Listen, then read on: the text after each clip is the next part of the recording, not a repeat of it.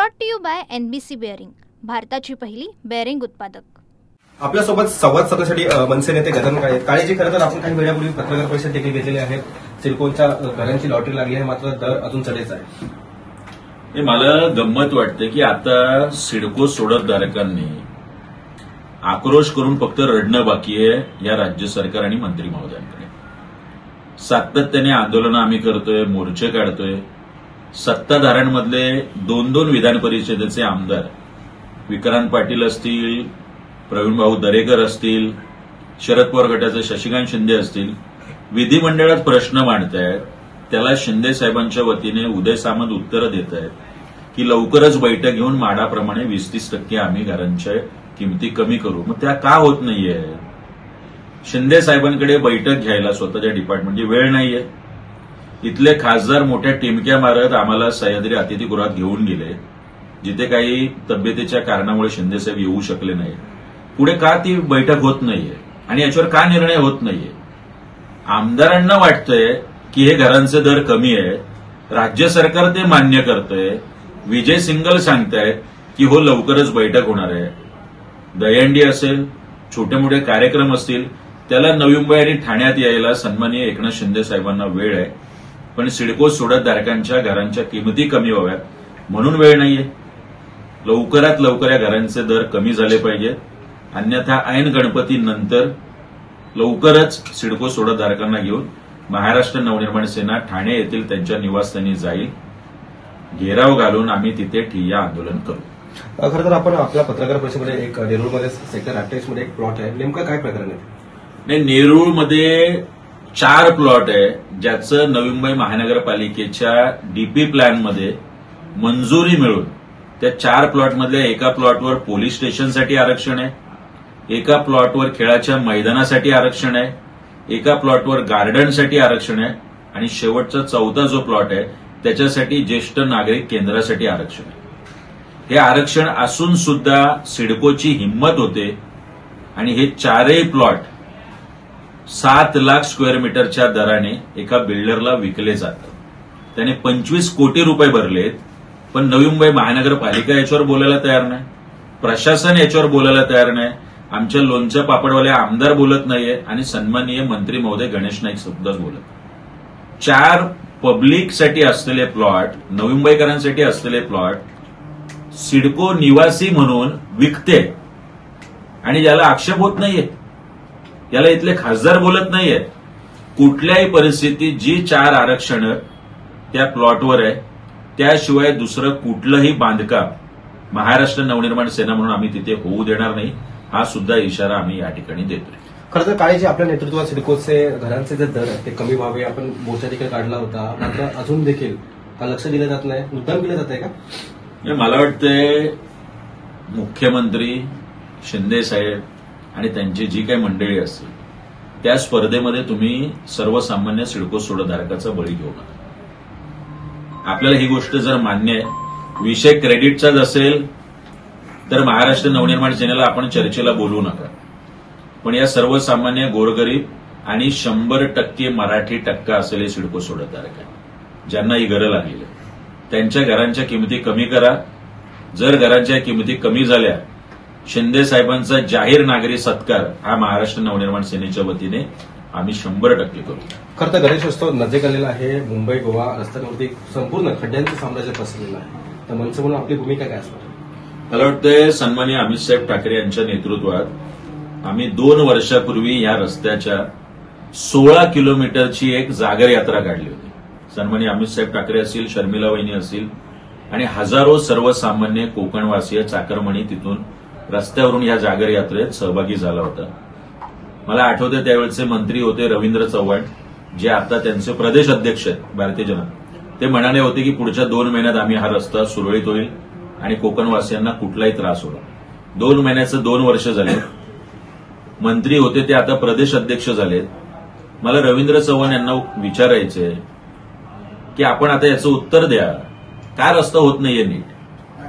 लोकांचे रस्त्याच्या खड्ड्यांमुळे हाल होत आहेत, मृत्यू होत आहेत आणि महाराष्ट्र सरकारला याची काही लाज वाटत नाहीये. आम्ही फक्त काय आमचे प्रसाद लाड यांना फक्त नरेंद्र मोदींनी फोन करून अभिनंदन करणंच बाकी आहे. आणि शुभेच्छा देणंच बाकी आहे किंवा आता तुम्ही सोसायटीची पण निवडणूक लढा. बेस्टच्या निवडणुकीची एवढी टिमटिमी वाजवत आहेत, ते रस्त्यावरचे खड्डे तर नीट करा. जी बीएसटी आमची चालणार आहे मुंबई महानगरपालिकेच्या माध्यमातून रस्त्यावर, ते मुंबईतले खड्डे तर दुरुस्त करा. पतपेढीच्या निवडणुकीच्या टिमक्या एवढे दिवस वाजवत आहेत, पण रस्ता मात्र चांगला करायला आम्हाला वेळ नाही. खरं तर नवी मुंबईमध्ये एक बिवलकर एक बिल्डर आहेत, ते एक आर्किटेक्ट आहे, यांच्यावरती रोहित पवार असतील किंवा महाविकास आघाडीच्या नेत्यांनी आरोप केला होता. मात्र त्यांनी ते आरोप फेटाळले आहेत. जी जागा आहे संबंधित ती मला अजून भेटली नाही. ते जे प्रकरण आहे ते कोर्टात सुरू आहे. त्यासाठी रोहित पवार देखील सिडकोवरती त्यांनी धडक दिली होती. तर तुम्ही याकडे कसं बघता? नाही, मला आठवतं हेच संजय शिरसाट होते की ज्यांनी काय जे काही 2-5-6 महिने त्यांना सिडको अध्यक्ष मिळाल्यावर त्यांचं सांगणं होतं की आम्ही लवकरच सिडकोच्या घरांच्या किमती कमी करू. त्या काही झाल्या नाही. मात्र 15 एकर जागा तिथल्या प्रकल्पग्रस्तांची, तिथल्या आगरी कोळ्यांची कुठली शहानिशा न करता शासनाचे सर्व नियम धाब्यावर बसून बिवलकर कुटुंबाला दिली जाते, ज्याची मार्केट व्हॅल्यू किमान आज 5,000 कोटी आहे. म्हणजे एकाच बाजूला तुम्हाला प्रकल्पग्रस्तांच्या जमिनीचा मोबदला द्यायला पैसे नाहीत. सिडको सोडत धारकांचे घरांचे दर कमी करा, त्याच्यासाठी तुम्ही भूमिका घेत नाहीत. 12.5% मोबदला मिळत नाहीत. हे सर्व प्रश्न असताना मात्र बिवलकर सारख्या कुटुंबाला काहीतरी टक्केवारी घेऊन नफेखोरी करून या महाराष्ट्राचं मंत्री महोदय अशा पद्धतीने चेअरमन असताना निर्णय घेतात, ज्याची लेखी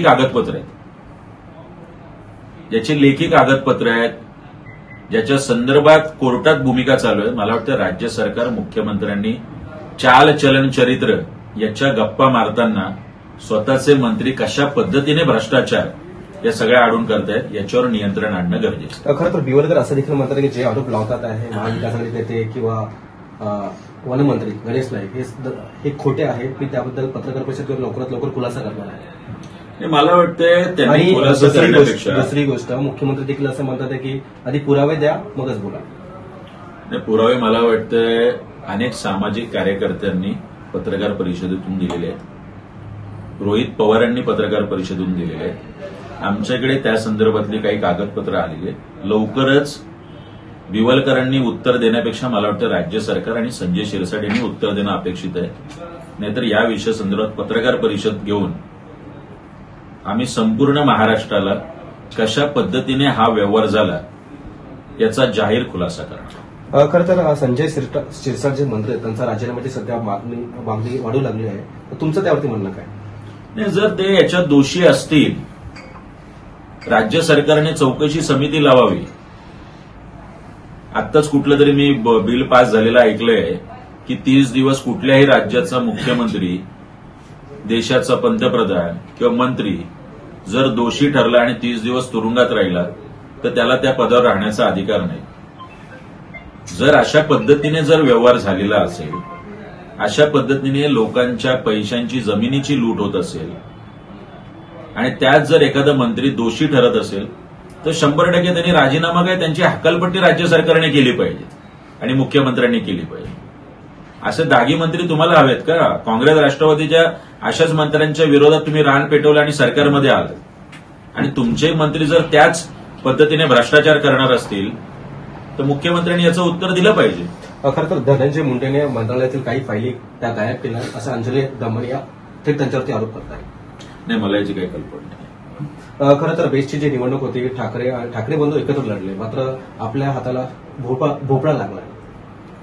नाही, मला वाटतं काय सन्माननीय राजसाहेब ठाकरे, उद्धवसाहेब किंवा कुठल्याही आमच्या मोठ्या नेत्यांचा त्यात काही सहभाग नव्हता. राजसाहेबांनी कालच खुलासा केला. ती खूप स्थानिक पातळी होती. फक्त मला आता काहीतरी सूत्रांकडून कळालंय की पंतप्रधान नरेंद्र मोदी साहेब यांनी लाडांचे जे प्रसाद आहे त्यांना फोन केला आणि त्यांचं खूप अभिनंदन केलंय की बाबा त्यांनी पतपेढीची निवडणूक, एवढी मोठी आयुष्यातली पहिली निवडणूक जिंकली. शुभेच्छा पण दिल्यात आणि मोदींनी मला असं कळतंय की त्यांना निरोप दिलाय की प्रत्येक गृहनिर्माण संस्थेची निवडणूक होते 100-200 लोकांमध्ये, ती पण निवडणूक प्रसाद लाड यांनी मोठ्या संख्येने जिंकावी आणि त्यांचा काहीतरी नागरी सत्कार दिलेला मोदी साहेबांच्या हस्ते होणार आहे. आदित्य ठाकरे अजून देखील पराभव स्वीकार करत नाही असं थेट संजय शिरसाटांनी टीका केली. त्याच्यावर मला वाटतं आदित्य ठाकरे उत्तर देतील त्या विषयावर. तुमचं याबाबत म्हणणं काय? कारण की वारंवार संदीप देशपांडे देखील म्हटले होते की पैसे वाटप केले ते इकडे नवी मुंबईत काय असा काही प्रकार घडलाय का? प्रसाद लाड यांनी पैसे वाटले हे जग जाहीर आहे आणि संदीप देशपांडेंनी किती वाटले? ते इन्व्हॉल्व मला वाटतंय दाखवलेलं आहे. संदीप देशपांडेंनी याचे पुरावे दिले. 21 पैकी 7 जागा आल्यात, पण तरी प्रसाद लाडांना त्याचं जर टिमकी वाजवायची असेल तर त्यांनी 100% वाजवावी. शशांक रावांना सांगितलं जातं की हो मी बीजेपीत आहे. शशांक रावांचं मनापासून अभिनंदन. आपण पाहतोय की बेस्टची निवडणूक झालेली आहे, तर मोदींनी देखील जे प्रसाद लाड आहेत त्यांचं कौतुक केलेलं आहे. असा एक टोला तो मनसे प्रवक्ते आणि मनसे शहर अध्यक्ष नवी मुंबई गजानन काळेने लगावलेला आहे. कॅमेरा पर्सन राजेंद्रसह मी Ravi Kharat, TV9 Marathi, Navi Mumbai. Brought to you by NBC bearing, भारताची पहिली बेअरिंग उत्पादक.